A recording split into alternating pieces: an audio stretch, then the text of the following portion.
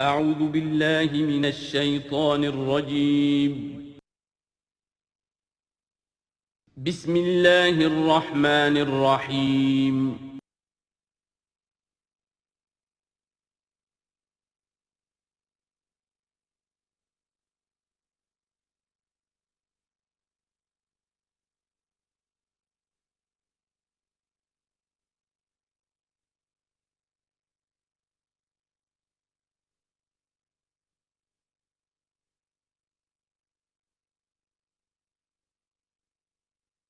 وَلَقَدْ أَرْسَلْنَا نُوحًا إِلَىٰ قَوْمِهِ إِنِّي لَكُمْ نَذِيرٌ مُّبِينٌ أَلَّا تَعْبُدُوا إِلَّا اللَّهَ إِنِّي أَخَافُ عَلَيْكُمْ عَذَابَ يَوْمٍ أَلِيمٍ صدق اللہ العظیم۔ سورہ ہود میں بھی اب جیسا کہ پہلے عرض کیا جا چکا ہے 6 رکوع جو ہیں انباء الرسل پر مشتمل ہیں۔ جیسا کہ اس سے پہلے کئی مرتبہ عرض کر چکا ہوں، یہ 6 رسولوں کے حالات ہیں جو قرآن مجید میں کئی بار آئے ہیں۔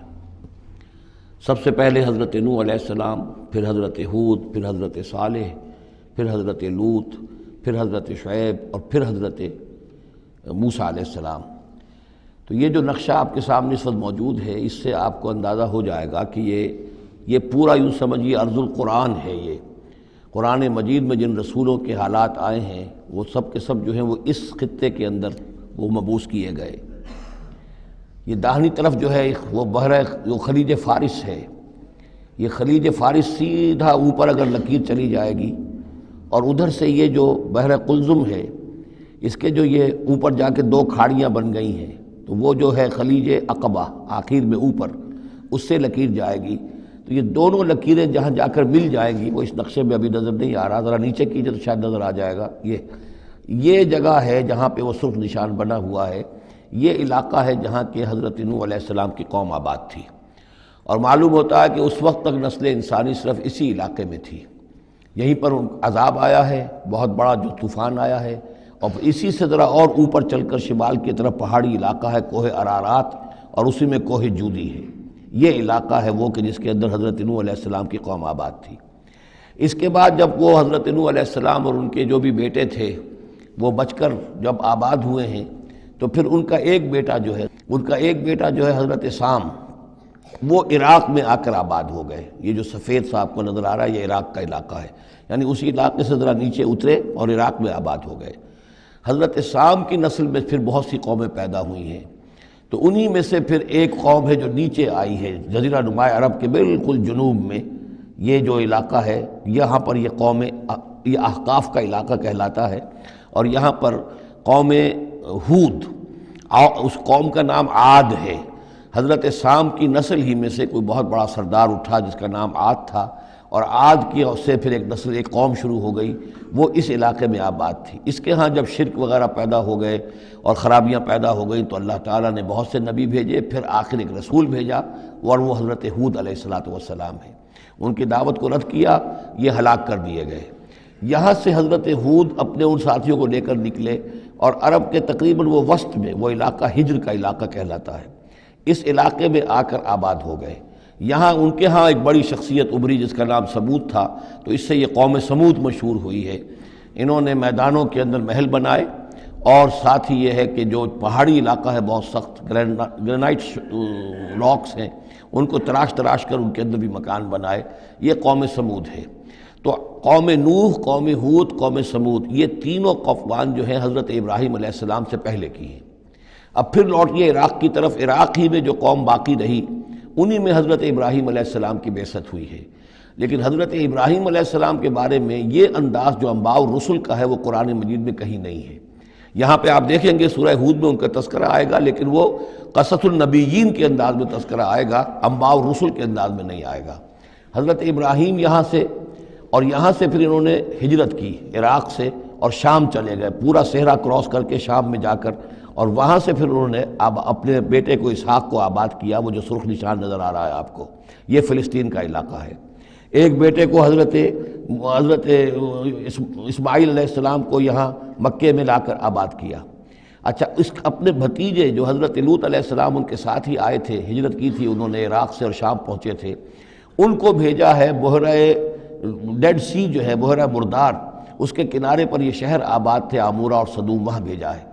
تو انباء الرسل کے ضمن میں پھر قوم سمود کے بعد ذکر آئے گا تو وہ قوم لوط کا آئے گا۔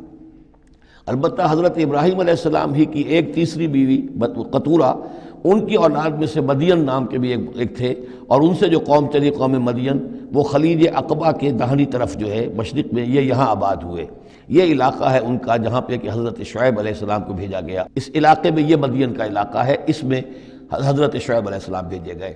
اب یہ جو سینائی پیننسولا ہے تو ادھر جو ہے مصر ہے، وہ دریائے نیل نظر آ رہا ہے۔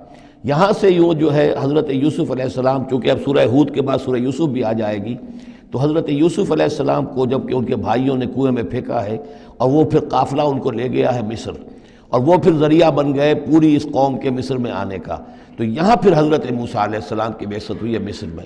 تو کل یہ علاقہ ہے کہ جن میں وہ انبیاء اور رسل جو ہیں مبعوث ہوئے ہیں کہ جن کا ذکر اکثر و بیشتر قرآن میں آتا ہے۔ لیکن جیسا کہ میں نے عرض کیا تھا، اس کا یہ مطلب نہیں ہے کہ صرف یہی رسول اور نبی آئے ہیں، دنیا میں اور بھی بہت سے نبی اور رسول آئے، لیکن قرآن میں تذکرہ انہی کا کیا گیا ہے کہ جن کا تذکرہ ان لوگوں کی اپنی روایات میں موجود تھا، جن کے ناموں سے یہ واقف تھے، لہذا انہی کے حوالے سے قرآن تو کتاب ہدایت ہے۔ ویسے تو ایک رسول کے قصے میں بھی وہ ساری ہدایت موجود ہے، اور 6 رسولوں کے قصوں میں بھی وہ ہدایت موجود ہے۔ اس حوالے سے یہ کہ سارے رسولوں کی تاریخ بیان کرنا یہ قرآن مجید کا موضوع نہیں ہے۔ آئیے اب متن کی طرف چلیے۔ وَلَقَدْ أَرْسَلْنَا نُوحًا إِلَىٰ قَوْمِهِ، اور ہم نے بھیجا نوح کو اس کی قوم کی طرف۔ إِنِّي لَكُمْ نَذِيرٌ مُّبِينٌ، انہوں نے کہا میں تمہارے لیے کھلا خبردار کر دینے والا ہوں۔ اللہ تعبدوا الا اللہ، کہ مت پوجو اللہ کے سوا کسی کو۔ انی اخاف علیکم عذاب یوم علیم، مجھے اندیشہ ہے تم پر ایک بڑے دردناک دن کے عذاب کا۔ فقال الملأ الذین کفروا من قومہ، تو کہا اس کے قوم کے ان سرداروں نے جنہوں نے کفر کی روش اختیار کی، ما نراک الا بشرا مثلنا، ہم نہیں دیکھتے اے نوح آپ کو مگر اپنے ہی جیسا ایک انسان۔ آپ کہاں سے اللہ کے رسول بن گئے، کیسے رسول بن گئے، کیسے اللہ نے چن لیا؟ آپ تو ہمارے جیسے ایک انسان ہیں۔ وما نراک اتبعک الا الذین هم اراذلنا بادی الرائے، اور اس سے بھی آگے بڑھ کر ہم نہیں دیکھتے مگر یہ کہ آپ کی پیروی کرنے والے تو وہ لوگ ہیں جو ہماری نگاہوں میں ذلیل ہیں، کمینے ہیں، نچلے طبقے کے لوگ ہیں، گھٹیا لوگ ہیں۔ بادی الرائے، بلا تامل نظر آ رہا ہے کہ صرف کچھ کمی کاری لوگ آپ کے گرد جمع ہو گئے ہیں، کوئی معقول آدمی، کوئی سردار قوم کا کوئی آپ کے گرد آیا ہی نہیں۔ وما نرا لکم علینا من فضل، اور ہمیں کوئی نظر نہیں آتا کہ آپ پر کوئی ہمارے اوپر کوئی فضیلت آپ کو حاصل ہے، آپ کو اور آپ کے ساتھیوں کو۔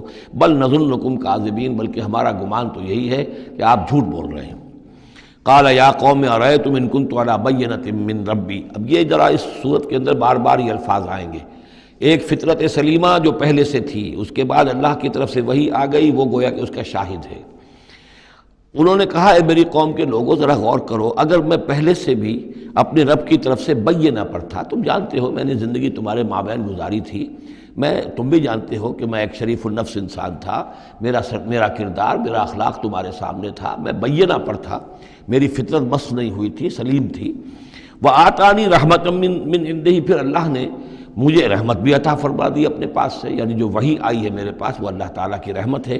فعمیت علیکم، اور وہ چیز وہ ہے کہ جس کو تمہاری آنکھوں سے مخفی رکھا ہے۔ اب میں کیا کروں، فرشتہ میرے پاس تو آتا ہے، وہی میرے پاس آتی ہے، یہ چیز جو ہے میرے تو تجربے میں ہے، بائی پرسنل ایکسپیرینس، لیکن یہ کہ تم سے یہ چھپا کر رکھی گئی ہے۔ انلزمکموہا وانتم لہا کارہون، بہرحال ہم زبردستی چپکا نہیں سکتے اپنی یہ بات آپ لوگوں کو، اگر آپ کو پسند نہیں ہے، اگر بیزار ہیں تو یہ اختیار ہمارے پاس نہیں ہے کہ ہم زبردستی آپ کو ان باتوں کا قائل کر دیں اور یہ باتیں لازماً آپ پر تھوپ دیں۔ بیا قوم لا اسألکم علیہ مالا، اور میری قوم کے لوگوں دیکھو میں تم سے کوئی اجرت نہیں مانگتا، مال طلب نہیں کرتا، کوئی تاوان تم پر نہیں ڈالا ہے۔ ان اجریہ الا علی اللہ، نہیں ہے میرا اجر مگر اللہ کے ذمے۔ وما انا بطارد الذین آمنوا، اور جن کو تم کہہ رہے ہو یہ گھٹیا لوگ ہیں، کمی کاری لوگ ہیں، کمین لوگ ہیں، میں ان کو اپنے پاس سے دھتکار نہیں سکتا، میں یہاں سے کھدیڑ نہیں سکتا ان کو، میں نہیں ہوں کھدیڑنے والا ان کو اپنے پاس سے۔ انہم ملاقو ربہم، یہ اپنے رب سے ملاقات کریں گے۔ وَلَٰكِنِّي أَرَاكُمْ قَوْمًا تَجْهَلُونَ، لیکن میں دیکھتا ہوں کہ تم ضرور جہل میں اور جہالت میں مبتلا ہو گئے ہو۔ وَيَا قَوْمِ مَن يَنصُرُنِي مِنَ اللَّهِ إِن طَرَدتُّهُمْ، اور میری قوم کے لوگوں سوچو اگر میں ان اہل ایمان کو اپنے ہاں سے ہانک دوں، یہاں سے بھگا دوں، یہاں سے دھتکار دوں، تو کون مدد کرے گا میری اللہ کے مقابلے میں؟ یہ اللہ کے ماننے والے، اللہ کے چاہنے والے، اللہ کا ذکر کرنے والے، اللہ سے دعائیں مانگنے والے، اللہ کے روح انور کے یہ طالب ہیں، اس کی رضا جو ہیں۔ افلا تذکرون، تو کیا تم نصیحت اخذ نہیں کرتے؟ ولا اقول لکم عندی خزائن اللہ، وہی بات جو حضور سے ہم پڑھ چکے ہیں پہلے، اور میں نہیں کہتا تم سے کہ میرے پاس اللہ کے خزانے ہیں، میں نے کب کہا ہے کہ میرا اختیار ہے اللہ کے خزانوں پر؟ ولا اعلم الغیب، نہ میں غیب کا علم رکھتا ہوں۔ ولا اقول انی ملک، نہ میں یہ کہتا ہوں کہ میں کوئی فرشتہ ہوں۔ ولا اقول للذین تزدری اعینکم، اور نہ میں یہ کہتا ہوں ان لوگوں کے بارے میں جنہیں تمہاری آنکھیں حقیر دیکھ رہی ہیں، تم حقارت کے ساتھ دیکھ رہے ہو، لن یؤتیہم اللہ خیرا، میں تو نہیں کہہ سکتا کہ اللہ تعالیٰ انہیں کوئی خیر نہیں دے گا۔ کیا پتہ تم اندازہ بھی نہ کر سکو کیا مقامات بلند اللہ ان کو عطا کرے گا۔ جنت میں یہ کس طریقے سے اللہ تعالیٰ کے فراح و ریحان و جنت و نعیم سے جو ہے وہ مشرف ہوں گے۔ لا اقول انی ملک ولا اقول للذین تزدری اعینکم لن یؤتیہم اللہ خیرا، اللہ اعلم بما فی انفسہم، جو کچھ ان کے جیوں میں ہے، دلوں میں، اللہ خوب جانتا ہے کس کے دل میں کتنا خلوص ہے، کتنی محبت ہے اللہ کے ساتھ، کتنی شوق ہے، کتنا شوق ہے اللہ سے ملاقات کا، تو یہ اللہ جانتا ہے۔ انی اذا لمن الظالمین، اگر میں تمہارے ان تانوں سے تنگ آ کر میں ان کو اپنے پاس سے اٹھا دوں، بھگا دوں، تو پھر یہ کہ میں تو خود ظالموں میں سے ہو جاؤں گا۔ قالوا یا نوح، انہوں نے کہا اے نوح قد جادلتنا، تم نے ہم سے خوب جھگڑا کیا، فاکثرتا جدالنا، اور بہت جھگڑا کر لیا تم نے، یعنی یہ کہ جب وہ بالکل ان تمام باتوں کے جواب میں خاموش ہونے پر مجبور ہو گئے، معقول بات ہے جو جواب دیا جا رہا ہے، ان کے پاس اب کوئی جواب نہیں ہے اس کا۔ فاتنا بما تعدنا ان کنت من الصادقین، اب آخری بات وہی ضد اور ہٹ درمی کی، تو پھر لے آؤ جس چیز کی ہمیں دھمکی دے رہے ہو، اگر تم سچے ہو وہ عذاب لے آؤ۔ اب ہم جو ہے ہمارے کان پک گئے ہیں تمہارے یہ بات سنتے سنتے، اور تم سے یہ مذاکرہ اور مجادلہ اور مناظرہ جو ہے مزید ہم جاری نہیں رکھنا چاہتے۔ قال انما یاتیکم بہ اللہ ان شاء، انہوں نے فرمایا کہ وہ تو اللہ لے آئے گا وہ عذاب تمہارے اوپر اگر وہ چاہے گا۔ انما یاتیکم بہ اللہ، وہ لائے گا تمہارے اوپر اللہ انشاء، اگر وہ چاہے گا۔ وما انتم بمعجزین، اور پھر تم اس کو تھکا نہیں سکو گے بھاگ کر، یعنی تم اسے ہرا نہیں سکو گے، تم اس سے بچ کر بھاگ نہیں سکو گے۔ ولا ينفعکم نصحی ان اردت ان انصح لکم، اور میری نصیحت، میرا خلوص، میری خیر خواہی تمہارے حق میں کچھ مفید نہیں ہو سکتی، خواہ میں کتنا ہی تمہارا ناصح ہوں، کتنا ہی تمہارے ساتھ مخلص ہوں، نصیحت کر رہا ہوں، خیر خواہ ہوں۔ ان کان اللہ یرید ان یغویکم، اگر اللہ ہی فیصلہ کر چکا ہو کہ وہ تمہاری گمراہی کے اوپر اس کی مہر ثبت ہو چکی ہو، اگر اللہ تعالیٰ فیصلہ کر چکا ہے، تو میری یہ سارا اخلاص اور خلوص اور دعوت اور نصیحت اور خیر خواہی اس کا کوئی نتیجہ نہیں نکلے گا۔ ہو ربکم، وہ تمہارا رب ہے، وإلیہ ترجعون، اور اسی کی طرف تم لوٹا دیے جاؤ گے۔ ام یقولون افتراہ، کیا یہ کہتے ہیں کہ یہ اے محمد صلی اللہ علیہ وسلم آپ نے اس کو گھڑ لیا ہے؟ قل ان افتریتہ فعلی اجرامی، اب یہاں درمیان میں حضرت نوح علیہ السلام کی بات چل رہی ہے اور آگے بھی چلے گی، لیکن درمیان میں ایک جملہ معترضہ ہے۔ یہ ساری باتیں اے نبی جو آپ کو ہم وحی کے ذریعے سے بتا رہے ہیں، یہ ساری جو گفت و شنید ہوئی تھی حضرت نوح علیہ السلام کے اور ان کی قوم کے درمیان، آپ کو کیسے معلوم ہوئی؟ آپ نے گھڑ لی ہے؟ آپ کو کوئی فکشن ہے، کوئی سٹوری ہے، کیا ہے؟ نہیں، یہ تو اللہ تعالیٰ کی طرف سے ہے۔ قل ان افتریتہ، کہہ دیجئے اگر میں نے یہ گھڑی ہوئی ہوں یہ چیزیں، فعلی اجرامی، تو پھر یہ میرا جرم ہوگا، اس کا وبال مجھ پر آئے گا۔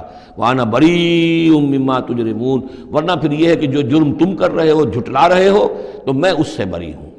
وأوحی الی نوح، اور وحی کر دیا گیا نوح کی جانب، انہ لن یؤمن من قومک الا من قد آمن، اب کوئی اور شخص ایمان نہیں لائے گا تمہاری قوم میں سے سوائے ان کے جو ایمان لا چکے ہیں۔ فلا تبتئس بما كانوا يفعلون، سو اب جو کچھ وہ کر رہے ہیں آپ اس پر افسوس نہ کریں اور غمگین نہ ہوں۔ واصنع الفلک بأعیننا ووحینا، اور اب آپ کشتی تیار کیجئے، کشتی بنائیے ہماری نگاہوں کے سامنے، یعنی ہم دیکھ رہے ہیں اور ہمارے انسٹرکشنز کے مطابق، ووحینا معلوم ہوتا ہے کہ اللہ تعالیٰ کی طرف سے ہر سٹیپ پر ان کو وحی آ رہی ہے، اور کہ اس طرح کرو، اتنی لمبی بناؤ، ایسی لکڑیاں تیار کرو، بِأَعْيُنِنَا وَوَحْيِنَا، ہماری نگاہوں کے سامنے اور ہماری ہی انسٹرکشنز کے مطابق، وحی کے مطابق۔ وَلَا تُخَاطِبْنِي فِي الَّذِينَ ظَلَمُوا، اب دیکھنا جو ظالم ہیں ان کے بارے میں مجھ سے خطاب نہ کرنا، مجھ سے دعا نہ کرنا، مجھ سے بات نہ کرنا، کہ فلاں جو ہے یہ میرا عزیز ہے اور فلاں میرا رشتہ دار ہے، اب جو بھی ظالم ہے اس کے بارے میں تمہاری طرف سے کوئی نرم بات نہ آئے۔ انہم مغرقون، اب یہ سب کے سب غرق کیے جائیں گے۔ ویصنع الفلک، اب وہ نقشہ دیکھیے آپ چشم تصور سے، خشکی پر بیٹھے ہوئے ہیں اور حضرت نوح علیہ السلام آس پاس سمندر کہیں ہے ہی نہیں اور وہ کشتی بنا رہے ہیں۔ ویصنع الفلک، اور وہ بنا رہے کشتی۔ وکلما مر علیہ ملأ من قومہ سخروا منہ، جب بھی ان کی قوم کے سردار ان کے پاس سے گزرتے تھے وہ مذاق اڑاتے تھے، کہ معلوم ہوتا اب تک تو ہم سمجھتے تھے کہ بہرحال یہ کچھ شاید بات بنا رہا ہے، جھوٹ بول رہا ہے، کیا کر رہا ہے، اب تو معلوم ہوتا بالکل ہی مت ماری گئی، اب کوئی جو ہے ہوش ٹھکانے نہیں رہے یہ، تو وہ ہنستے تھے۔ سخروا منہ قال ان تسخروا منا فانا نسخر منکم کما تسخرون، حضرت نوح فرماتے تھے کہ تم اگر ہم سے اب اس تمسخر کر رہے ہو، مذاق اڑا رہے ہو، تو وہ وقت قریب آنے والا ہے کہ ہم تمہارا مذاق اڑائیں گے جیسے کہ تم مذاق اڑا رہے ہو ہمارا۔ فسوف تعلمون من یاتیہ عذاب یخزیہ، تو تم عنقریب جان لوگے کہ کون ہے وہ جن پر کہ عذاب آتا ہے جو ان کو رسوا کر دے گا۔ ویحل علیہ عذاب مقیم، اور اس پر اترے گا وہ عذاب کے جو قائم رہنے والا ہے اور دائمی ہے۔ حتیٰ اذا جاء امرنا وفارت التنور، یہاں تک کہ جب ہمارا حکم آ گیا اور جوش مارا تنور نے۔ اب یہ جو ہے جہاں تک اس کا یعنی جیوگرافیکل یا جیولوجیکل جو بھی اس کا پس منظر ہے، اس کے ضمن میں ایچ جی ویلز نے جو بات کہی ہے وہ میں آپ کو بتا دینا چاہتا ہوں۔ اس کا کہنا یہ ہے کہ میڈیٹرینین کا جو اس کی سطح وہ بہت بلند تھی، اور ساحل کے ساتھ ساتھ جو ہے اس کے جو مشرقی ساحل ہے اس کا، جو شام کا اور فلسطین کا، تو یہاں پر جو ہے وہ اونچے پہاڑ تھے۔ جیسے کراچی کے بارے میں بھی کہا جاتا ہے کہ کراچی کے بعض علاقے جو ہیں وہ سطح سمندر سے نیچے ہیں، لیکن ساحل کے ساتھ ساتھ اونچا علاقہ ایسا ہے کہ جو سمندر کو روکے ہوئے۔ اگر کسی جگہ پر ایسا ہو تو اگر کہیں کوئی ایک سوراخ بھی ہو جائے تو یہ ایسا ہی ہے جیسے کسی بڑے بند میں سوراخ ہو جائے۔ اگر خدا نہ خواستہ کہیں تربیلا ڈیم میں یا کہیں کوئی اور اس طریقے کی بات ہو جائے تو پھر جو تباہی آئے گی اس کا آپ اندازہ کر لیجئے۔ تو ان کا کہنا یہ ہے کہ وہ سیلاب جو آیا ہے تو میڈیٹرینین میں وہ جو اس کا ساحلی علاقہ تھا اس میں سے کہیں وہ راستہ نکلا ہے پانی کا، اور پھر سمندر آیا ہے، اور وہ سمندر جو ہے پورے مڈل ایسٹ کے علاقے کے اوپر جو ہے اس کے اوپر وہ پانی سمندر کی شکل بن گیا ہے۔ یہ ہے ان کی تعویل، اس لیے کہ تاریخی طور پر اور طبقات الارض کا جو علم ہے وہ بتاتا ہے کہ اس پورے علاقے میں ایک بہت بڑے وسیع پیمانے پر فلڈ کے آثار موجود ہیں۔ وہ آثار جو ہیں وہ ایسے ہیں کہ اس پورے علاقے کے اندر وہ فلڈ آیا تھا، اور اس کی یہ توجیہ ہے جو وہ لوگ کرتے ہیں۔ بہرحال اس میں تین چیزیں ہوئی ہیں، ایک تو یہ کہ کسی ایک جگہ سے کوئی تنور ہو سکتا ہے کہ کوئی سوراخ جو ہے، جیسے کہ آپ کو معلوم ہے بڑے بڑے جو بند ہیں ان میں بعض اوقات صرف جو چوہوں کے بل ہوتے ہیں ان کی وجہ سے سوراخ ہو جاتے ہیں۔ نہروں کے کناروں میں جو بند ٹوٹتا ہے نہر کا، تو کہیں کوئی چوہوں نے کوئی سوراخ کیا ہوتا ہے، اس میں سے پانی بہنا شروع ہوا اور نہر ٹوٹ گئی۔ اسی طریقے سے ہو سکتا ہے کہ کسی تنور کے اندر سے پہلی مرتبہ پانی نکلا ہو۔ پھر یہ کہ زمین کے بھی اللہ تعالیٰ نے جو ہے وہ کھول دیے سوتے، اور آسمان سے بھی پانی برسا، تو یہ پانی جو ہے زمین کا اور آسمان کا پھر مل گیا، اور اس طریقے سے وہ عظیم جو ہے سیلاب آیا جس سے کہ وہ پوری قوم ہلاک ہو گئی، اور وہ کشتی جو ہے وہ بہت عرصے تک تیرتی رہی اس سمندر کے اوپر، اور پھر ہوتی ہوئی وہ کوہ ارارات میں اس کی جو ایک چوٹی ہے جودی، اس پر جا کر ٹک گئی۔ واللہ عالم، ابھی اس پر مزید ضرورت ہے اصل میں کام کرنے کی۔ ویسے یہ خبریں بھی ہیں کہ بعض اوقات کوئی کشتی نما چیز دیکھی گئی ہے۔ یہ علاقہ جو ہے اصل میں کہ جو جہاں پہ ترکی کی سرحد ملتی ہے روس کے ساتھ، ادھر وہ آذربائیجان وغیرہ کا علاقہ ہے، ادھر پھر یہ ترکی ہے، اوپر روس کا علاقہ جو ہے، تو اس میں ادھر سے راستہ جو ہے بہت دشوار گزار ہے، چڑھ نہیں سکتے۔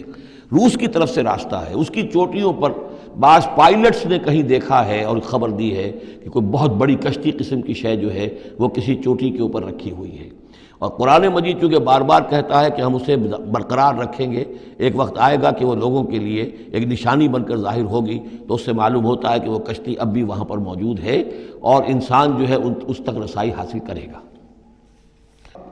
وفارت تنور حتی اذا جاء امرنا وفارت تنور، جب ہمارا حکم آ پہنچا اور جوش مارا تنور نے، ابل پڑا تنور۔ قل نحمل فیہا من کل زوجین اثنین، تو ہم نے کہا اے نوح اپنی اس کشتی میں تمام حیوانات کا ایک ایک جوڑا رکھ لو، واہلک، اور اپنے گھر والوں کو بھی، اپنے گھر والے اہل و عیال کو، الا من سبق علیہ القول، سوائے آپ کے اہل و عیال میں سے وہ کہ جن کے بارے میں پہلے حکم گزر چکا ہے۔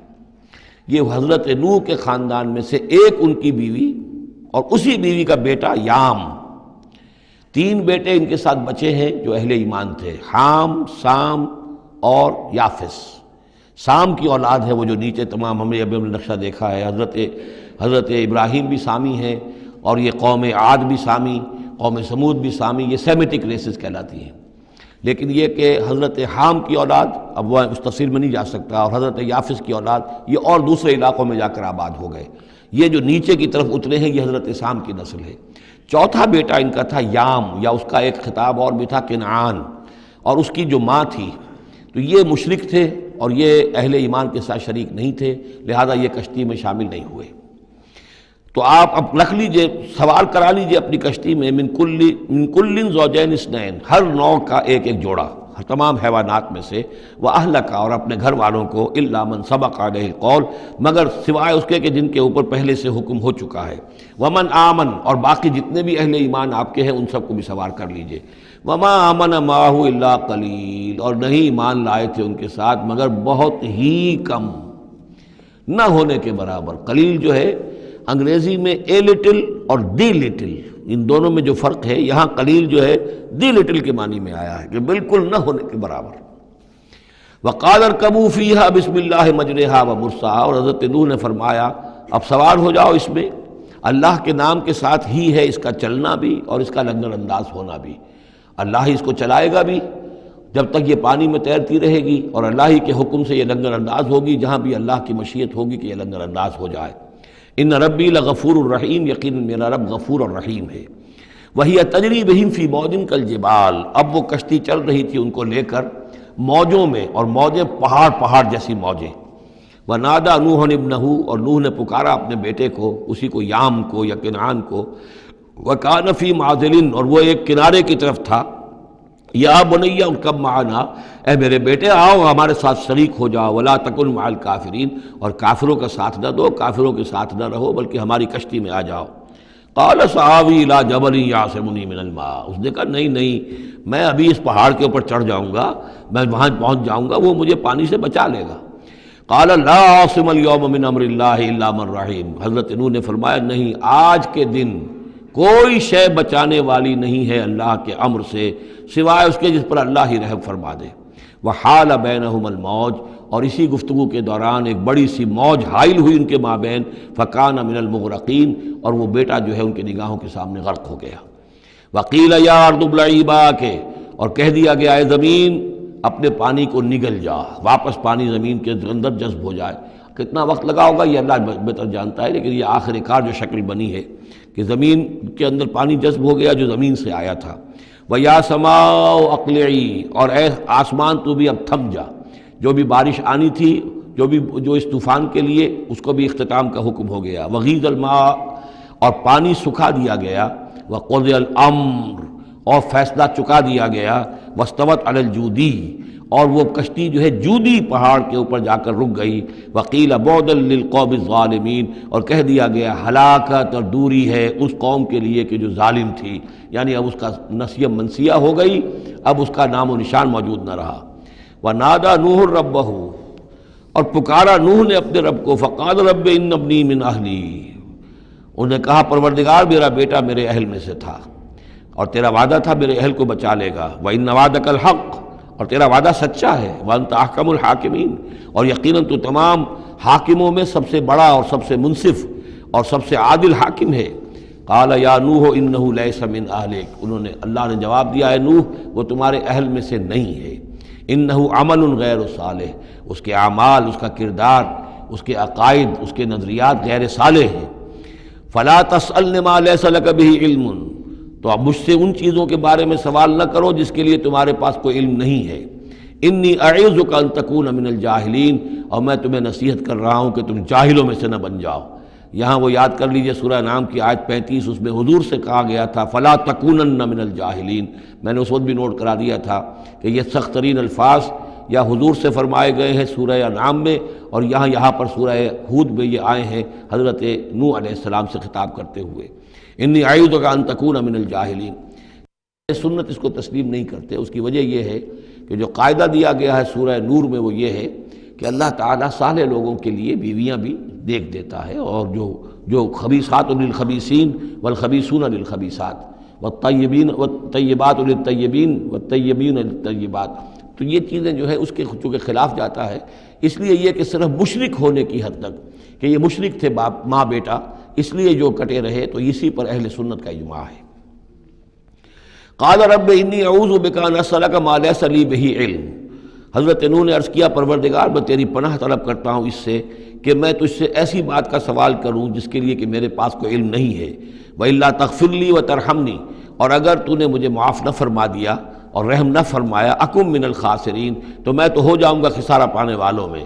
قیل یا نوح اہبط بسلام منا وبرکات علیک، ہم نے کہا نوح اب اترو، اس کشتی سے اترو، بسلام منا، ہماری طرف سے سلامتی کے ساتھ، وبرکات، اور برکتوں کے ساتھ، علیکا، جو تم پر بھی ہوں گی، وعلی امم ممن معک، اور ان امتوں پر بھی ہماری یہ برکات ہوں گی کہ جو ان لوگوں کے ساتھ جو ان کی نسل سے وجود میں آئیں گی جو تمہارے ساتھ ہیں۔ تو گویا کہ نسل انسانی بعد میں عام خیال یہی ہے کہ حضرت نوح علیہ السلام کے 3 بیٹوں ہی سے چلی ہے، باقی اگر کچھ لوگ تھے بھی ان کے ساتھ تو وہ ایسے تھے کہ جن کی کوئی نسل آگے نہیں چلی ہے، بلکہ یہ دنیا کی جو نسلیں اس وقت دنیا میں ہیں نوع انسانی، وہ یہ حضرت یافس، حضرت حام اور حضرت سام کی نسل ہی سے ہیں۔ یہ خیال ہے، واللہ عالم، یقین کے ساتھ نہیں کہا جا سکتا، ویسے میرا اپنا رجحان بھی اسی طرف ہے۔ حضرت یافس کی اولاد جو ہے وہ یہ جو پہاڑی علاقہ ہے، جیسا کہ ابھی آپ نے نقشے میں دیکھا تھا، اس سے اوپر جو ہے یہ سینٹرل ایشیا کے پہاڑ ہیں، اس پہاڑ کو کراس کیا انہوں نے، اور وہ جو پھر میدانی علاقہ ہے روس کا، اور اس کی طرف سے ہوتے ہوتے وہ صحرائے گوبی سے ہوتے ہوئے چین کا، تو حضرت یافس کی اولاد ادھر پھیل گئی ہے، یورپ سے لے کر اور چائنا تک، یہ سب یافس کی نسل ہے۔ حضرت حام کی اولاد مشرق اور مغرب میں چلی گئی، اسی پہاڑی سلسلے کے دامن میں ہوتی ہوئی، ایک شاخ ان کی ایران ہوتے ہوئے بھارت چلی گئی، انڈیا چلی گئی، سندھ اور ہند، اور ایک شاخ جو ہے سینائی پیننسولا کراس کر کے یہ سوڈان اور مصر چلی گئی۔ یہ ہے حضرت حام کی نسل میں سے۔ یہ عام طور پر جو ہمارے پرانے ماہرین انساب ہیں ان کا کہنا یہ ہے۔ انہی میں سے معلوم ہوتا ہے کہ جو یہ یورپین ہیں، جو کہ انڈو ایرانین جو کہلاتے ہیں، ایرینز، تو یہ ایرینز جو ہے یہ سب حضرت حام کی اولاد میں سے معلوم ہوتے ہیں۔ ان میں سے گریکس بھی ہیں، اور ان میں رومنز بھی ہیں، اور ان میں جرمنز بھی ہیں۔ باقی جو ہے نسلیں جو ہیں یہ اینگلو سیکسنز، یہ ہیں حضرت یافسی کے نسل سے، جو اوپر سے جا کر اور یہ اسکینڈینیوین کنٹریز سے ہو کر پھر نیچے اترے ہیں یورپ کی طرف۔ تو یہ جو ناردرنرز کہلاتے ہیں، دی نارڈک ریسز، شمالی اقوام جو ہیں، اینگلو سیکسنز ان میں سے ہیں، لیکن جو مشرقی یورپ کی یہ اقوام ہیں، یہ اصل میں یہ بھی آریائی نسل جو ہے حضرت حام کی نسل میں سے، واللہ عالم۔ تو یہاں وہ الفاظ آ گئے تھے، قال یا نوح اہبط بسلام منا وبرکات علیک وعلی امم ممن معک، ان امتوں اور قوموں پر بھی سلامتی اور برکات جو ان میں سے ہوں گی جو تمہارے ساتھ ہیں، تمہارے ساتھ جو اس کشتی میں سوار ہیں، وَأُمَمٌ سَنُمَتِّعُهُمْ، اور کچھ اور قومیں بھی ہوں گی، فرقے ہوں گے جنہیں ہم کچھ سامان دیں گے دنیا کا، ثُمَّ يَمَسُّهُم مِّنَّا عَذَابٌ أَلِيمٌ، اور پھر ان کے اوپر ہماری طرف سے ایک بڑا زبردست عذاب آئے گا، جیسے کہ پھر قوم ہود پر اور قوم صالح پر آیا ہے۔ تِلْكَ مِنْ أَنْبَاءِ الْغَيْبِ نُوحِيهَا إِلَيْكَ، یہ غیب کی خبروں میں سے ہے جو وحی کر رہے ہیں ہم آپ کی جانب اے محمد صلی اللہ علیہ وسلم۔ وَمَا كُنْتَ تَعْلَمُهَا أَنْتَ وَلَا قَوْمُكَ، اور نہیں جانتے تھے آپ ان کو، نہ آپ نہ آپ کی قوم ان سے واقف تھی، من قبل ھذا، اس سے پہلے، فاصبر، تو اے نبی صبر کیجئے، ان العاقبۃ للمتقین، یقیناً آخری انجام جو ہے وہ بھلا ہوگا اہل تقوی ہی کا۔ وَإِلَىٰ عَادٍ أَخَاهُمْ هُودًا، یہ سام کی نسل کی ایک شاخ جو نیچے اتری ہے اور یہ پہنچ گئی ہے جزیرہ نماء عرب کے تقریباً جو ساؤدرن ڈیزرٹ ہے جو آج کا، اس کے اندر، اور عاد کی قوم کی طرف ہم نے بھیجا اخاہم ہودا، ان کے بھائی ہود کو، قال یا قوم اعبدوا اللہ ما لکم من الہ غیرہ ان انتم الا مفترون، انہوں نے کہا میری قوم کے لوگوں تمہارا کوئی الہ اللہ کے سوا نہیں ہے، اور یہ باقی تم نے نام گھڑ لیے ہیں، کوئی اور معبود نہیں ہے، کسی کی حقیقت نہیں ہے۔ یا قوم لا اسألکم علیہ اجرا، اور میری قوم کے لوگوں میں تم سے کوئی اجر کا طالب نہیں ہوں، ان اجری الا علی الذی فطرنی، نہیں ہے میرا اجر مگر اسی کے ذمے جس نے مجھے پیدا فرمایا، افلا تعقلون، تو کیا تم عقل سے کام نہیں لیتے؟ وَيَا قَوْمِ اسْتَغْفِرُوا رَبَّكُمْ، اور میری قوم کے لوگوں اللہ سے استغفار کرو، اپنے گناہوں کی معافی چاہو، توبہ کرو، اس شرک کو اور بت پرستی کو چھوڑو، ثُمَّ تُوبُوا إِلَيْهِ، پھر اس کی جناب میں رجوع کرو، يُرْسِلِ السَّمَاءَ عَلَيْكُمْ مِدْرَارًا، وہ آسمان سے تم پر چھاجوں پانی برسائے گا، وَيَزِدْكُمْ قُوَّةً إِلَىٰ قُوَّتِكُمْ، اور تمہاری جو قوت اس نے عطا کی ہوئی ہے اس میں اور قوت کا اضافہ فرمائے گا، وَلَا تَتَوَلَّوْا مُجْرِمِينَ، لیکن یہ کہ روگردانی نہ کرو مجرموں کی طرح اور مجرم بن کر۔ قالوا یا ہود ما جئتنا ببینہ، انہوں نے کہا کہ اے ہود دیکھو تم کوئی ہمارے پاس سند لے کر نہیں آئے، کوئی معجزہ لے کر نہیں آئے، وما نحن بتارکی آلہتنا عن قولک، اور ہم نہیں ہیں اپنے معبودوں کو چھوڑنے والے صرف تمہارے کہنے سے، وما نحن لک بمؤمنین، اور ہم نہیں ہیں تمہاری بات ماننے والے، ان نقول الا اعتراک بعض آلہتنا بسوء، ہم تو یہی کہتے ہیں، اس کے سوا اور کچھ نہیں ہمارا خیال، کہ ہمارے بعض معبودوں کی جو تم نے کوئی گستاخی کی ہے، ان کی نفی کی ہے، تو ان کی طرف سے تمہیں کوئی تکلیف پہنچ گئی ہے، یعنی تمہارا دماغی توازن ٹھیک نہیں رہا ہے، کوئی آسیب تمہیں ہو گیا ہے، تم پر پھٹکار پڑی ہے ہمارے بعض معبودوں کی۔ قال انی اشہد اللہ واشہدوا، حضرت ہود نے فرمایا دیکھو میں اللہ کو گواہ کر کے کہہ رہا ہوں اور تم بھی گواہ رہو، انی بریء مما تشرکون، کہ جن کو تم شریک ٹھہرا رہے ہو میں ان سے بری ہوں، بیزار ہوں، میرا ان سے کوئی تعلق نہیں۔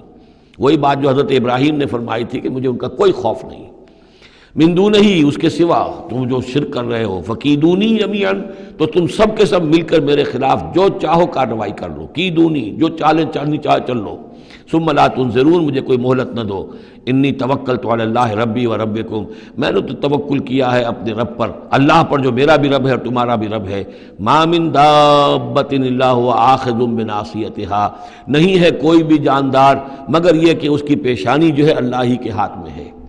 وہ دعا جو میں نے آپ کو سنائی تھی اس میں حضور کے الفاظ بھی یہ ہیں، وَنَاصِيَتِي بِيَدِكَ اللہم انی عبدک وابن عبدک وابن امتک فی قبضتک ناصیتی بیدک ماضٍ فی حکمک عدل فی قضاؤک۔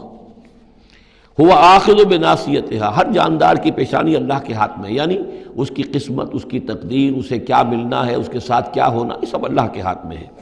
ان ربی علی صراط مستقیم، یقیناً میرا رب تو سیدھی راہ پر ملے گا، سیدھی توحید کی راہ پر جاؤ گے تو رب کے قریب پہنچو گے۔ میرا رب جو ہے وہ عدل و انصاف کے راستے سے اور صراط مستقیم ہی سے اس تک رسائی حاصل ہو سکتی ہے۔ فَإِن تَوَلَّوْا فَقَدْ أَبْلَغْتُكُم مَّا أُرْسِلْتُ بِهِ إِلَيْكُمْ، پھر اگر تم پیٹھ موڑ لو، منہ پھیرو، انکار کرو، تو میں نے پہنچا دیا ہے تمہیں وہ پیغام جو مجھے دے کر بھیجا گیا تھا، مَا أُرْسِلْتُ بِهِ إِلَيْكُمْ۔ وَيَسْتَخْلِفُ رَبِّي قَوْمًا غَيْرَكُمْ، پھر میرا رب جو ہے تمہیں تباہ کرے گا، ختم کرے گا اور تمہاری جگہ کسی اور قوم کو لے آئے گا۔ وَلَا تَضُرُّونَهُ شَيْئًا، اور تم اس کا کچھ بگاڑ نہیں سکو گے۔ إِنَّ رَبِّي عَلَىٰ كُلِّ شَيْءٍ حَفِيظٌ، یقیناً میرا رب جو ہے ہر چیز کا نگہبان ہے۔ وَلَمَّا جَاءَ أَمْرُنَا، جب ہمارا حکم آ گیا، عذاب کا فیصلہ، نَجَّيْنَا هُودًا وَالَّذِينَ آمَنُوا مَعَهُ، ہم نے نجات دے دی، بچا لیا ہود کو اور ان کو جو اس کے ساتھ ایمان لائے تھے، برحمت منا، اپنی رحمت سے، ونجیناہم من عذاب غلیظ، اور ہم نے انہیں بچا لیا ایک بہت ہی گاڑھے اور بھاری عذاب سے۔ وتلک عاد جحدوا بآیات ربہم، یہ تھے عاد، یہ تھی قوم، بڑی زبردست قوم، انہوں نے انکار کیا اپنے رب کی آیات کا، وعصوا رسولہ، اور انہوں نے نافرمانی کی اپنے رسولوں کی۔ یہ رسولوں سے مراد کیا ہے؟ اصل میں انبیاء تو آتے رہتے ہیں، آخر میں پھر رسول آتا ہے، چھوٹے چھوٹے، جس طریقے سے کہ اللہ تعالیٰ کی طرف سے سمجھانے کے لیے ان کے معلمین کی حیثیت سے، تو وہاں پہ ان کو بھی رسول کہہ دیا گیا۔ جیسا کہ میں نے کہا تھا قرآن مجید میں یہ الفاظ ایک دوسرے کی جگہ آ جاتے ہیں۔ واتبعوا امر کل جبار عنید، انہوں نے رسولوں کی تو نافرمانی کی اور پیروی کی ان کے حکم کی جو سرکش تھے اور مخالف تھے۔ وَأُتْبِعُوا فِي هَذِهِ الدُّنْيَا لَعْنَةً، اور ان کے پیچھے لگا دی گئی اس دنیا میں بھی لعنت، وَيَوْمَ الْقِيَامَةِ، اور قیامت کے دن کے لیے بھی۔ أَلَا إِنَّ عَادًا كَفَرُوا رَبَّهُمْ، آگاہ ہو جاؤ قوم عاد نے اپنے رب کا کفر کیا تھا۔ أَلَا بُعْدًا لِعَادٍ قوم ہود، سن لو پھٹکار ہے عاد پر جو قوم ہود تھی، جس کی طرف حضرت ہود علیہ السلام کو بھیجا گیا۔ وَإِلَىٰ ثَمُودَ أَخَاهُمْ صَالِحًا، اب ان میں سے جو لوگ بچے تھے وہ پھر آگے وسطی علاقے کی طرف گئے ہیں اور وہاں ہجر کے علاقے میں جا کے آباد ہوئے، وہاں سمود نام کی ایک بڑی قوم ابھری، اور ان کے اندر بھی جب پھر وہی خرابیاں آ گئیں، وہی شیطان نے ان کو پٹی پڑھائی، وہی بت پرستی شروع ہو گئی، وہی ان کے معبود ہو گئے، تراش لیے انہوں نے۔ تو الی ثمود اخاہم صالحا، سمود کی طرف ہم نے بھیجا ان کے بھائی صالح کو. قال یا قوم اعبدوا اللہ ما لکم من الہ غیرہ، انہوں نے فرمایا کہ اے میری قوم کے لوگو، اللہ کی بندگی کرو، تمہارا کوئی معبود اس کے سوا نہیں ہے. هو انشاکم من الارض، اس نے تمہیں زمین سے اٹھایا ہے، ابھارا ہے، بنایا ہے زمین سے. واستعمرکم فیہا، اور اس میں تم کو آباد کیا ہے. فاستغفروہ، تو اس سے استغفار کرو، اس سے اپنے گناہ بخشواؤ. ثم توبوا الیہ، اور پھر اس کی جانب میں رجوع کرو. ان ربی قریب مجیب، یقین میرا رب قریب ہے اور دعا کا قبول کرنے والا ہے. قالوا یا صالح قد کنت فینا مرجوا، انہوں نے کہا ہے صالح تم سے تو ہماری بڑی امیدیں وابستہ تھیں. ظاہر بات ہے کہ ایک شخص جو ہے جس کو اللہ چنتا تھا اپنے اخلاق میں، سمجھ میں، فہم میں، فطانت میں وہ ممتاز ہوتے تھے، تو ہم سمجھتے تھے تم آباء و اجداد کا نام روشن کرو گے. یہ تم نے کیا کیا؟ تم نے تو کہنا شروع کر دیا کہ آباء و اجداد کے جو طریقے ہیں یہ غلط ہیں، ان کا دین غلط ہے، ان کے عقیدے غلط ہیں، ان کے یہ معبود جن کو ہمارے آباء و اجداد پوجتے آئے ان کی کوئی حقیقت نہیں. ہم توقع کرتے تھے کہ تم قوم کا نام روشن کرو گے، تم آباء و اجداد کے لیے عزت کا اور ان کے لیے مزید جو ہے دنیا کے اندر ان کے ناموری کا سبب ذریعہ بنو گے. قالوا یا صالح قد کنت فینا مرجوا، تم سے تو ہمیں بہت سی امیدیں تھیں قبل ھذا، اس سے پہلے. اتنہانا نعبد ما یعبد آباؤنا، یہ کیا ہوا تم ہمیں روک رہے ہو ان چیزوں کو پوجنے سے کہ جن کو ہمارے آباء و اجداد پوجتے تھے. وَإِنَّنَا لَفِي شَكٍّ مِّمَّا تَدْعُونَا إِلَيْهِ مُرِيبٍ، اور یقیناً جس چیز کی طرف تم ہمیں بلا رہے ہو اس کے بارے میں ہمیں شکوک و شبہات ہیں، ہمارا دل اس پر ٹھکتا نہیں ہے. قَالَ يَا قَوْمِ أَرَأَيْتُمْ إِن كُنتُ عَلَىٰ بَيِّنَةٍ مِّن رَّبِّي، وہی بات انہوں نے کہی، اے میری قوم کے لوگوں سوچو، اگر میں پہلے سے بھی اپنے رب کی طرف سے بینہ پر تھا، میری فطرت سلیم تھی، تم دیکھتے تھے کہ میں تمہارے درمیان ایک اچھا آدمی تھا، صاف ستھرا کردار رکھنے والا انسان تھا، میری فطرت صالح تھی. وَآتَانِي مِنْهُ رَحْمَةً، اور اللہ نے پھر مجھے اپنے پاس سے رحمت عطا کر دی. اب وہی آ گئی، نبوت عطا کر دی گئی. فَمَن يَنصُرُنِي مِنَ اللَّهِ إِنْ عَصَيْتُهُ، تو اب اگر میں اللہ کی نافرمانی کروں تو مجھے کون بچائے گا اللہ سے؟ کون اس کی پکڑ سے مجھے بچا سکے گا؟ فما تزیدوننی غیر تقصیر، تو تم تو اضافہ نہیں کرو گے میرے لیے مگر خسارے کے اندر. تم چاہتے ہو کہ میں اپنی اس چیز کو چھوڑ کر اور آباء و اجداد کا نام لوں اور ان کے معبودوں کو پوجنا شروع کر دوں، تو تم تو میری تباہی کے در پہ ہو. وَيَا قَوْمِ هَٰذِهِ نَاقَةُ اللَّهِ لَكُمْ آیَةٌ، اور دیکھو میری قوم کے لوگوں، یہ اللہ کی اونٹنی ہے، تمہارے لیے ایک نشانی ہے. فَذَرُوهَا تَأْكُلْ فِي أَرْضِ اللَّهِ، اسے چھوڑے رکھو، یہ چرتی رہے اللہ کی زمین میں، جہاں چاہے جہاں سے چاہے کھائے. وَلَا تَمَسُّوهَا بِسُوءٍ، اور دیکھنا کسی برے ارادے سے اس کو ہاتھ نہ لگانا. فَيَأْخُذَكُمْ عَذَابٌ قَرِيبٌ، تو پھر تمہیں آ پکڑے گا وہ عذاب کہ جو اب دور نہیں ہے، قریب ہی ہے. فَعَقَرُوهَا، تو انہوں نے اس کی کونچیں کاٹ ڈالی، اس کو ہلاک کر دیا. فَقَالَ تَمَتَّعُوا فِي دَارِكُمْ ثَلَاثَةَ أَيَّامٍ، حضرت صالح نے فرمایا کہ اچھا ٹھیک ہے، اب تم اپنے گھروں کے اندر جو بھی کھانا پینا ہے، رچنا بسنا ہے، تین دن تک رہ لو اور بس لو. ذالک وعد غیر مکذوب، یہ وہ وعدہ ہے کہ جو جھوٹا ثابت نہیں ہوگا. فلما جاء امرنا، تو جب ہمارا وہ فیصلہ آ گیا، ہماری بات آ گئی، ہمارا حکم پہنچ گیا. نجینا صالحا والذین آمنوا معہ، ہم نے نجات دی صالح کو بھی اور ان لوگوں کو جو ان کے ساتھ ایمان لائے تھے، برحمت منا، اپنی خاص رحمت سے. ومن خزی یومئذ، اور اس دن کی رسوائی سے اللہ ہم نے انہیں بچا لیا. ان ربک هو القوی العزیز، یقیناً آپ کا پروردگار زور والا ہے، زبردست ہے. وَأَخَذَ الَّذِينَ ظَلَمُوا الصَّيْحَةُ، اور ان ظالموں کو، مشرکوں کو، کافروں کو پکڑ لیا ایک ہولناک آواز نے، ایک چنگھاڑ آئی. فَأَصْبَحُوا فِي دِيَارِهِمْ جَاثِمِينَ، تو وہ اپنے گھروں کے اندر اوندھے پڑے رہ گئے. كَأَن لَّمْ يَغْنَوْا فِيهَا، ایسے ہو گئے جیسے کبھی یہاں آباد تھے ہی نہیں، کبھی یہاں کوئی رہتا تھا ہی نہیں. أَلَا إِنَّ ثَمُودَ كَفَرُوا رَبَّهُمْ، آگاہ ہو جاؤ، سمود نے اپنے رب کا کفر کیا. الا بعدا لثمود، آگاہ ہو جاؤ، پھٹکار ہے سمود پر. وَلَقَدْ جَاءَتْ رُسُلُنَا بِإِبْرَاهِيمَ بِالْبُشْرَىٰ، اب یہاں حضرت ابراہیم کا ذکر آ رہا ہے. میں نے کہا تھا کہ 3 رسول پری ابراہمک، نوح، ہود، صالح. 3 رسول کو ہم کہہ سکتے ہیں پوسٹ ابراہمک، اگرچہ ان میں سے ایک جو ہیں وہ ہم عصر ہیں. حضرت لوط حضرت ابراہیم علیہ السلام ہی کے بھتیجے ہیں، انہی پر ایمان لائے تھے، ان کے ساتھ ہی انہوں نے ہجرت کی تھی. پھر ان کے بعد شعیب، وہ بھی حضرت نوح حضرت ابراہیم کی نسل سے ہیں. پھر جو بھی بنی اسرائیل تھے ان میں موسیٰ بھیجے گئے، وہ بھی حضرت ابراہیم کی نسل سے ہیں. آخری رسول محمد صلی اللہ علیہ وسلم وہ بھی ابراہیم کی نسل سے ہیں. لیکن یہ کہ ان میں سے 3 کا ذکر کرنے کے بعد اب ابراہیم کا ذکر ہو رہا ہے. یہاں سورہ انعام میں وہاں جو پہلا جوڑا تھا حضرت ابراہیم کا ذکر جو ہے وہ اس انباء الرسل میں سے بالکل نکال کر لے گئے تھے اور وہ قصص النبیین کے انداز میں سورہ انعام میں آ گیا تھا۔ یہاں اس جوڑے میں فرق یہ ہے کہ حضرت ابراہیم کا ذکر بھی یہاں شامل کر دیا گیا، لیکن فرق وہی ہے، یہ وہ انباء الرسل کا نہیں، حضرت نوح، حضرت ہود، حضرت صالح، حضرت لوط، حضرت شعیب کے انداز میں ذکر نہیں ہے، بلکہ ایک انداز ہے کہ حضرت لوط علیہ السلام جن شہروں کی طرف بھیجے گئے تھے اور اس کی وہاں پہ بسنے والوں نے ان کی بات ماننے سے انکار کیا، تو جو عذاب الہی لے کر جو فرشتے آئے تھے جنہیں بھیجا گیا تھا، وہ پہلے آئے حضرت ابراہیم کے ہاں، اور وہاں حضرت اسحاق کی ولادت کی انہوں نے خوشخبری دی حضرت سارہ کو۔ بس یہ ایک واقعہ بیان کیا درمیان میں، ورنہ اصل مسئلہ جو ہے وہ حضرت لوط کا شروع ہوگا۔ انباء الرسل کے اعتبار سے جو معاملہ ہے وہ حضرت لوط کا واقعہ ہے۔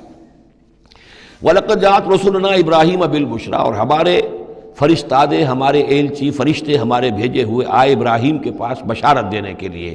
قَالُوا سَلَامًا، انہوں نے آ کر کہا سلام۔ قَالَ سَلَامٌ، حضرت ابراہیم نے بھی سلام کا جواب سلام سے دیا۔ فما لبث ان جاء بعجل حنیذ، تو پھر ذرا بھی دیر نہ کی، فوراً گئے اور ایک تلا ہوا بچڑا ان کی ضیافت کے لیے لا کر سامنے رکھ دیا۔ فلما رأى أيديهم لا تصل إليه، تو جب انہوں نے دیکھا کہ ان کا تو ہاتھ آگے بڑھ ہی نہیں رہا، اس بچڑے کا گوشت کھانے کے لیے آمادہ ہی نہیں ہے، نکرہم، تو اب وہ کچھ کھٹکے دل میں کہ یہ ہے کون۔ اس زمانے میں رواج یہ ہوتا تھا کہ دشمن جب آتے تھے کسی کو قتل کرنے کے لیے تو اس کا نمک نہیں چکھتے تھے، نمک خوار ہو جائیں گے تو پھر کیسے قتل کریں گے۔ تو ایک تو اندیشہ یہ ہوا کہ یہ کسی برے ارادے سے آئے ہیں جو میری یہ ضیافت قبول نہیں کر رہے۔ نکرہم وأوجس منہم خیفہ، اور ان کے دل میں، حضرت ابراہیم کے دل میں ان کی طرف سے ایک خوف پیدا ہو گیا۔ قالوا لا تخف، انہوں نے کہا نہیں آپ ڈریے نہیں، انا ارسلنا الی قوم لوط، اصل میں تو اللہ کے ہم فرشتے ہیں، بھیجے گئے ہیں قوم لوط کی طرف، اب وہ آخری فیصلہ اس کا جو ہے وہ ہمیں چکانا ہے۔ وامرأتہ قائمۃ فضحکت، ادھر کہیں حضرت سارہ بھی پیچھے کہیں کھڑی ہوئی ہوں گی پردے کے پیچھے، وہ اس پر ہنس پڑی۔ مطلب یہ کہ حضرت ابراہیم کی جو حالت انہوں نے دیکھی کہ میرا شوہر خوفزدہ ہو گیا تھا، تو اس کے اوپر کچھ ان کا معاملہ ہوا، فضحکت، وہ ہنسی۔ فبشرناہا باسحاق، تو ہم نے انہیں بشارت دی اسحاق کی، یعنی فرشتوں نے ان کو بشارت دی اسحاق کی۔ حضرت اسماعیل کی ولادت ہو چکی ہے، لیکن حضرت اسماعیل کو تو حضرت ابراہیم جا کر چھوڑ آئے ہیں اور وہ تو مکے میں آباد ہیں۔ حضرت سارہ کی اولاد ہوئی نہیں تھی، اصل جو خاندانی بیوی تھی ان کی وہ تو حضرت سارہ تھی۔ حضرت ہاجرہ جو ہیں وہ تو بادشاہ مصر نے ان کی خدمت میں ان کو پیش کیا تھا، اسی لیے ان کو لونڈی بھی کہہ دیتے ہیں، یہ حالانکہ وہ شہزادی تھی، وہ بادشاہ کے ہاں شاہی خاندان کی خاتون تھی ہاجرہ، سلام علیہا، لیکن یہ کہ یہ یہودی کہتے ہیں کہ وہ تو لونڈی تھی، کنیز تھی۔ تو چونکہ اولاد نہیں ہوئی تھی حضرت سارہ کے ہاں، تو حضرت سارہ ہی نے کہہ کر پھر حضرت ابراہیم سے کہا تھا کہ آپ تعلق قائم کریں ہاجرہ سے، شاید اللہ تعالیٰ آپ کو ہاجرہ سے اولاد دے دے۔ لیکن جب وہ اولاد ہو گئی حضرت اسماعیل، تو پھر وہ جو عورت کی ایک فطرت ہے اور مزاج ہے، تو ان کے لیے کھلنے لگی یہ بات کہ مجھے اللہ نے اولاد نہیں دی۔ اب ظاہر بات ہے کہ حضرت ابراہیم کی توجہ زیادہ ہو گئی ہوگی حضرت ہاجرہ کی طرف، اپنے بیٹے کی طرف، تو پھر وہ ذریعہ بن گیا کہ انہوں نے کہا کہ انہیں چھوڑ کر آؤ، اور اللہ کے حکم سے حضرت ابراہیم نے حضرت ہاجرہ کو اور حضرت اسماعیل کو وہاں بیت اللہ کے پاس، یا بیت اللہ جہاں بعد میں تعمیر ہونا تھا اس کی صرف بنیادیں اس وقت تھیں لیکن کوئی نشان اور نہیں تھا، وہاں چھوڑ دیا۔ اب یہاں جو ہے اولاد ہو رہی ہے، ان کی بشارت دی جا رہی ہے، تو حضرت اسحاق چھوٹے ہیں حضرت اسماعیل سے۔ فضحکت فبشرناہا باسحاق ومن وراء اسحاق یعقوب، اور یہ بھی کہا کہ پھر اسحاق کے بعد اسحاق کے ہاں ایک بیٹا ہوگا یعقوب، وہ بہت ہی ہمارے ہاں اس کا درجہ بہت بلند ہوگا، یعنی بیٹے کی بشارت پھر پوتے کی بشارت۔ قالت یا ویلتا آلد وانا عجوز وہذا بالی شیخا، انہوں نے کہا ہائے میری خرابی، کیا اب میں جنوں گی جبکہ میں ہو چکی ہوں نہایت بوڑھی، اور میرا یہ شیخ جو ہے، میرا یہ جو شوہر ہے یہ بھی شیخ ہے، یہ بھی ضعیف ہے، بوڑھا ہو چکا ہے۔ ان ھذا لشیء عجیب، یہ تو بڑی عجیب بات جو آپ بتا رہے ہیں، یہ خوشخبری مجھے دے رہے ہیں اس بڑھاپے کی عمر میں کہ میرے ہاں بیٹا ہوگا۔ قالوا اتعجبین من امر اللہ، ان فرشتوں نے کہا کہ کیا آپ تعجب کرتی ہیں اللہ کے معاملے میں؟ اللہ کا فیصلہ ہے، اللہ جیسے چاہے پیدا کرے، ہم اللہ کی طرف سے خوشخبری دے رہے ہیں، اپنی طرف سے نہیں دے رہے۔ رحمت اللہ وبرکاتہ علیکم اہل البیت، اے نبی کے گھر والوں تم پر اللہ کی رحمت ہو، اس کی برکتیں ہوں۔ اب یہاں اہل البیت کو سمجھ لیجئے کس کے لیے ہے؟ حضرت سارہ کے لیے ہے۔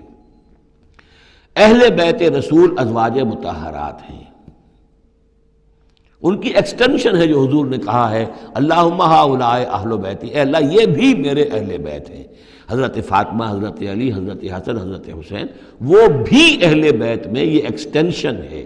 اہل بیت اصلاً نبی کی بیوی، یہاں پر کس کے لیے آ رہا؟ حضرت سارہ کے لیے۔ گھر والے، ہم کہتے بھی ہیں گھر والے، گھر والے کون ہوتے ہیں؟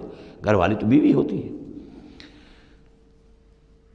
قالوا اتعجبین من امر اللہ رحمۃ اللہ وبرکاتہ علیکم اہل البیت انہ حمید مجید، یقیناً اللہ حمید ہے اور مجید ہے، بہت بزرگ ہے، بڑائیوں والا ہے اور اپنی ذات میں ستودہ صفات ہے۔ فلما ذہب عن ابراہیم الروع، جب ابراہیم کا خوف جاتا رہا، وجاءت البشریٰ، اور یہ بشارت پہنچ گئی، ان کے لیے خوشی کی بات تھی کہ اب سارہ کے ہاں بھی اللہ تعالیٰ بیٹا عطا کرے گا۔ یجادلنا فی قوم لوط، اب اس نے جھگڑنا شروع کر دیا ہم سے قوم لوط کے بارے میں۔ یہ مجادلہ جو ہے یہ تورات میں بڑی تفصیل سے آیا ہے کہ دیکھو تم جو جا رہے ہو، اگر اس شہر کے اندر، ان بستیوں کے اندر 50 آدمی بھی راست باز ہوں گے تو کیا کرو گے؟ کیا پھر بھی ہلاک کر دو گے؟ فرشتوں نے کہا نہیں، اگر 50 آدمی وہاں ہوئے، اگر راست باز ہوئے تو ہم ہلاک نہیں کریں گے۔ اچھا دیکھو، میری کوئی حیثیت نہیں ہے، میں بہت ناچیز ہوں، لیکن میں پھر جرأت کرتا ہوں، میں اللہ سے عرض کرتا ہوں کہ اچھا ہو سکتا ہے 40 ہوں وہاں پر۔ تو پھر اچھا 40 بھی ہوئے تو پھر ہم ان کو بھی پھر چھوڑ دیں گے، بستیوں کے اوپر عذاب نہیں آئے گا۔ ہوتے ہوتے 5 پہ آ گئے، جس پہ کہ آخر میں کہا گیا کہ اے ابراہیم چھوڑو اب اس بات کو، اب یہ تیرے رب کا فیصلہ آ چکا۔ وہاں ایک بھی نہیں ہے، تم 5 کی بات کر رہے ہو۔ وہاں تو سوائے حضرت لوط علیہ السلام کے خود اور ان کی 2 بیٹیوں کے اور کوئی بھی نہیں تھا کہ جو ان شہروں میں سے بچا ہو۔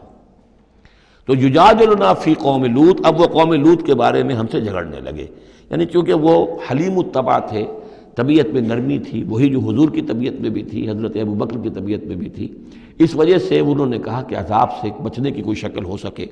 ان ابراہیم لحلیم اواہ منیب، 3 الفاظ جمع کر دیے گئے۔ یقیناً ابراہیم بہت ہی حلیم بھی تھا، بہت ہی نرم دل تھا اور بہت ہی اللہ کی جناب میں رجوع کرنے والا تھا۔ یا ابراہیم عارضا ھذا، تو اب کہا گیا ان سے کہ ابراہیم اب چھوڑیے، اب اس بات سے آپ ذرا قطع تعلق کیجئے۔ انہ قد جاء امر ربک، یہ تو اب آپ کے رب کا فیصلہ آ چکا ہے۔ وَإِنَّهُمْ آتِيهِمْ عَذَابٌ غَيْرُ مَرْدُودٌ، اب ان پر وہ عذاب آ کر ہی رہے گا جسے لوٹایا نہیں جا سکے گا۔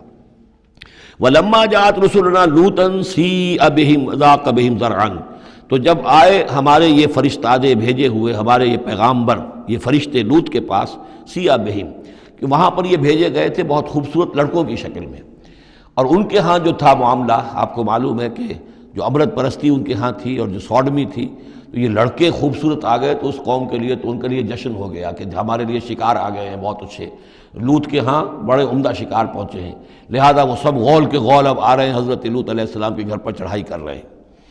تو جب ہمارے یہ فرشتادہ، ہمارے یہ جو نوجوان لڑکوں کی شکل میں جن کو بھیجا گیا تھا فرشتوں کو، جب پہنچے حضرت لوط کے پاس، سِیءَ بِهِمْ، وہ ان کو دیکھ کر بہت غمگین ہوا کہ یہ بڑا میرے لیے، وَضَاقَ بِهِمْ ذَرْعًا، ان کا دل بڑا تنگ ہوا، وَقَالَ هَذَا يَوْمٌ عَصِیبٌ، اور انہوں نے کہا یہ تو میرے لیے بڑا سختی کا دن آ گیا ہے، میرے پاس اتنی طاقت نہیں ہے کہ میں ان بدبختوں کا مقابلہ کر سکوں، اپنے ان مہمانوں کو ان کی دست برد سے میں بچا سکوں۔ اور وہ لوگ جو ہیں جانتے تھے جس قسم کی خبیث ان کی تباہی ہو چکی تھی کہ وہ کسی اپیل اور کسی دلیل سے بعد آنے والے نہیں ہیں، تو اس سے ان کے دل کے اندر جو ہے وہ ایک عجیب کیفیت پیدا ہوئی۔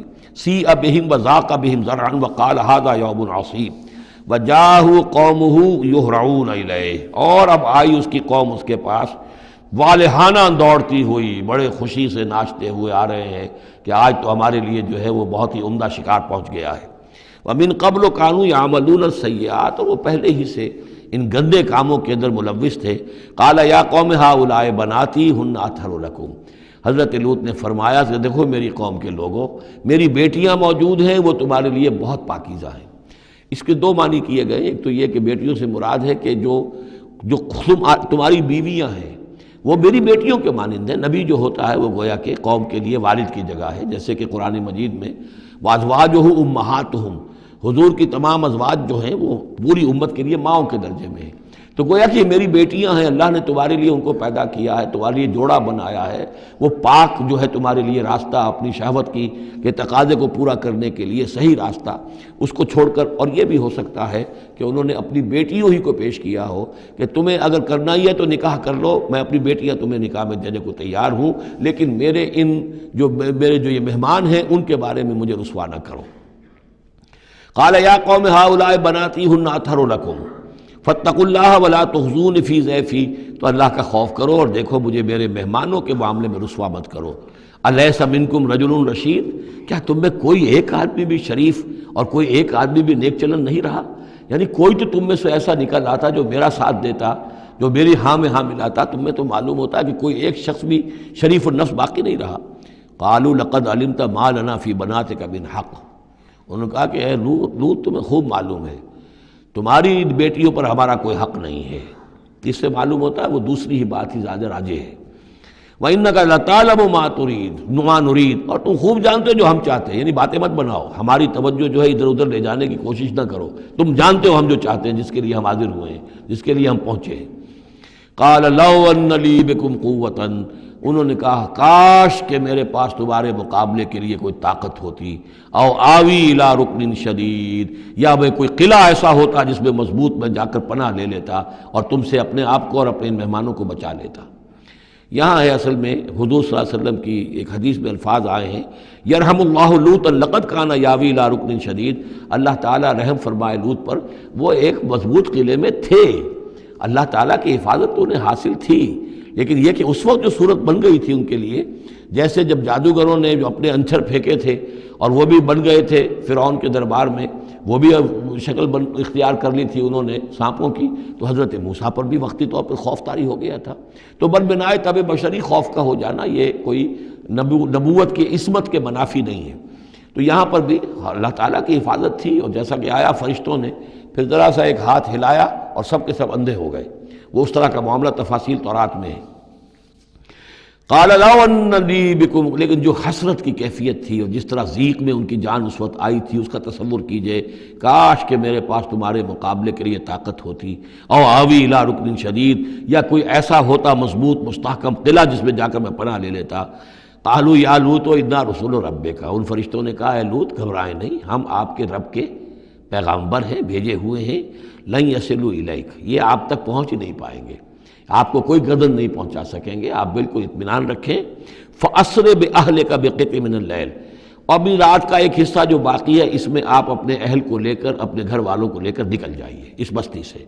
وَلَا يَلْتَفِتْ مِنْكُمْ أَحَدٌ، اور کوئی بھی آپ میں سے پیچھے نہ دیکھے، پیچھے توجہ نہ کرے، پیچھے کی طرف کوئی خیال نہ آئے کہ ہمارے دوست تھے اور ہمارے یہ تھے اور ہمارے عزیز تھے، إِلَّا امْرَأَتَكَ، اور آپ کی بیوی بھی ساتھ نہیں جائے گی، وہ بھی یہیں رہے گی۔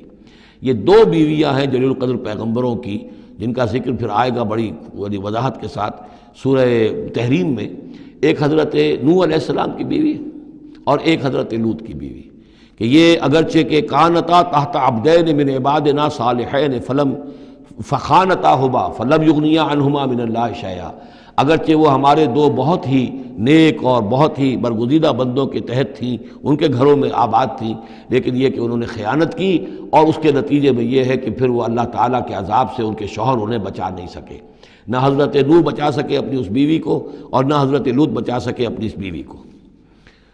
الا امرأتک، سوائے آپ کی بیوی کے، انہ مصیبھا ما اصابہم، اس کے اوپر تو وہی مصیبت آ کر رہنی ہے جو ان سب پر آنی ہے۔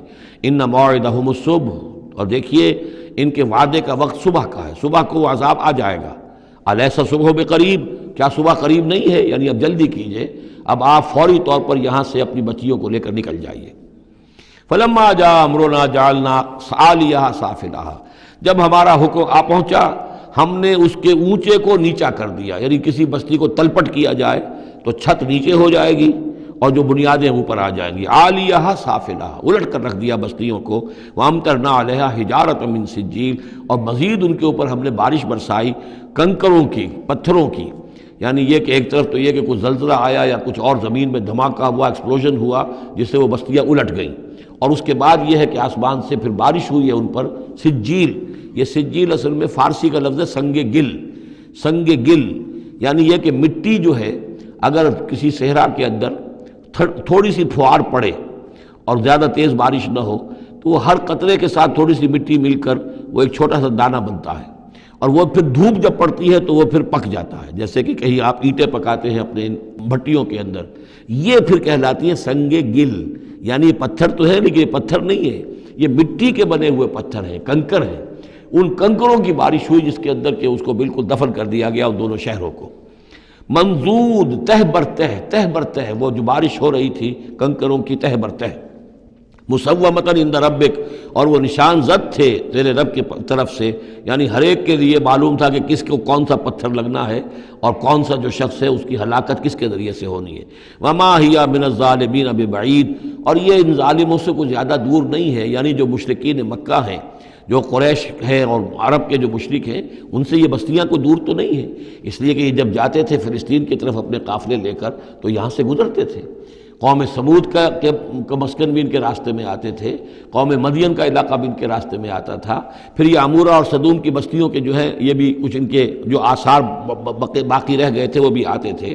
وَإِلَىٰ مَدْيَنَ أَخَاهُمْ شُعَيْبًا، اور مدین کی طرف ہم نے بھیجا ان کے بھائی شعیب کو۔ میں بتا چکا ہوں یہ بنی قطورہ میں سے ہے مدین، اور پھر ان سے جو ایک قوم بڑی بنی وہ آ کر خلیج عقبہ کے داہنی طرف جو ہے یہ علاقے کے اندر آباد ہو گئی، اور یہ انٹرسیکشن ہے، روڈز کا کراس روڈ ہے۔ قافلے جو جنوب سے شمال کو جاتے تھے یمن سے شام کو، اور شام سے یمن کو، وہ گزرتے تھے شمالاً جنوباً، اور قافلے جو عراق سے آتے تھے اور مصر کو جاتے تھے وہ گزرتے تھے شرقاً غرباً۔ اس طریقے سے یہ جو ہے انٹرسیکشن تھا ان قافلوں کا، تو یہاں بڑی خوشحالی ہوئی، کاروبار چمکے ان کے، لیکن اس قوم کے اندر پھر وہ خرابیاں آئیں جو ہم پڑھ چکے ہیں سورہ اعراف میں، کم تولنا، کم ناپنا، رہزنی کرنا، جھوٹ بولنا، دھوکہ دینا، یعنی شرک کے علاوہ۔ وَإِلَىٰ مَدْيَنَ أَخَاهُمْ شُعَيْبًا، اور مدین کی طرف ہم نے بھیجا ان کے بھائی شعیب کو۔ قَالَ يَا قَوْمِ اعْبُدُوا اللَّهَ مَا لَكُم مِّنْ إِلَٰهٍ غَيْرُهُ، انہوں نے بھی یہی کہا کہ اے میری قوم کے لوگو، اللہ کی بندگی کرو، تمہارا کوئی الہ نہیں ہے اس کے سوا۔ وَلَا تَنْقُصُوا الْمِكْيَالَ وَالْمِيزَانَ، اور نہ کم رکھو پیمانوں کو اور نہ ہی میزان تول کو۔ إِنِّي أَرَاكُمْ بِخَيْرٍ، میں تمہیں دیکھ رہا ہوں کہ آسودہ حال ہو، اللہ نے تمہیں آسودہ حال کیا ہے۔ انی اخاف علیکم عذاب یوم محیط، لیکن اگر تم اپنی ان غلط بدعمالیوں سے باز نہ آئے تو مجھے اندیشہ ہے کہ تم پر ایک ایسے دن کا عذاب آ جائے گا جو تمہیں گھیر لے گا۔ وَيَا قَوْمِ أَوْفُوا الْمِكْيَالَ وَالْمِيزَانَ بِالْقِسْطِ، اور میری قوم کے لوگوں پیمانہ اور تول جو ہے عدل اور انصاف کے ساتھ پورا دیا کرو۔ وَلَا تَبْخَسُوا النَّاسَ أَشْيَاءَهُمْ، اور مت کم کیا کرو، گھٹایا کرو لوگوں کے لیے ان کے سامان۔ وَلَا تَعْثُوا فِي الْأَرْضِ مُفْسِدِينَ، اور نہ ہی زمین میں فساد مچاتے پھرو۔ بقیت اللہ خیر لکم، جو بھی اللہ کی طرف سے بچت ہو جائے، صحیح تولو، صحیح ناپو، پھر جو بچ جائے تو گویا کہ وہ اللہ تعالیٰ کی طرف سے تمہیں ایک نفع ہے جو اللہ نے دیا ہے، تو جو بھی صحیح تجارت کرتے ہوئے بچت ہو جائے، نفع ہو جائے، وہ بقیت اللہ ہے۔ بقیت اللہ خیر لکم ان کنتم مؤمنین، اگر تم مومن ہو، اگر مانتے ہو میری بات کو، ماننے والے ہو تو وہ تمہارے لیے بہتر ہے۔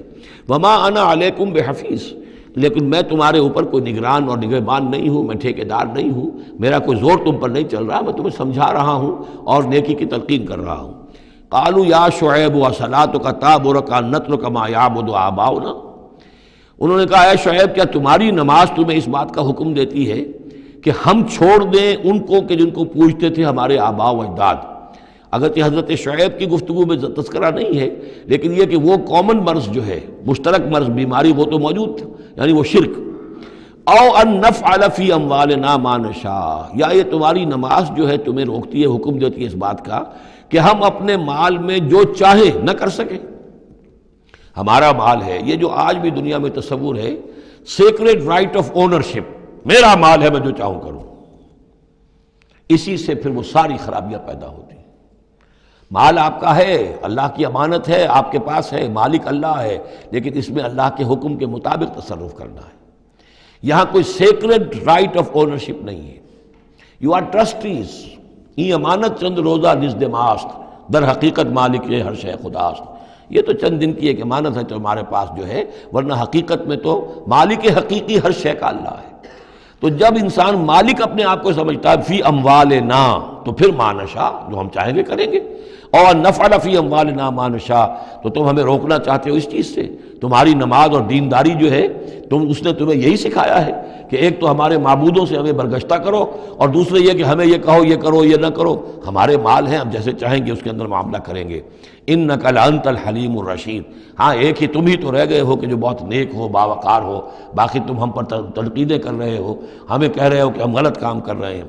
قال یا قوم ارأیتم ان کنت علی بینۃ من ربی، انہوں نے وہی بات فرمائی میری قوم کے لوگوں، سوچو اگر میں پہلے سے بھی اپنے رب کی طرف سے بینہ پر تھا، میری فطرت صحیح تھی، میرا کردار صحیح تھا، میں تمہارے ہاں ایک نیک انسان کی حیثیت سے معروف تھا، جیسے حضور الصادق الامین کی حیثیت سے متعارف تھے، وَرَزَقَنِي مِنْهُ رِزْقًا حَسَنًا، اور اللہ تعالیٰ نے اور اپنے پاس سے مجھے اچھا رزق دیا ہے، وحی آئی ہے، نبوت مجھے مل گئی ہے، وَمَا أُرِيدُ أَنْ أُخَالِفَكُمْ إِلَىٰ مَا أَنْهَاكُمْ عَنْهُ، اور میں یہ ہرگز نہیں چاہتا کہ جس چیز سے تمہیں میں روک رہا ہوں، تمہیں اس سے روک کر میں خود وہی کام کرنے لگوں۔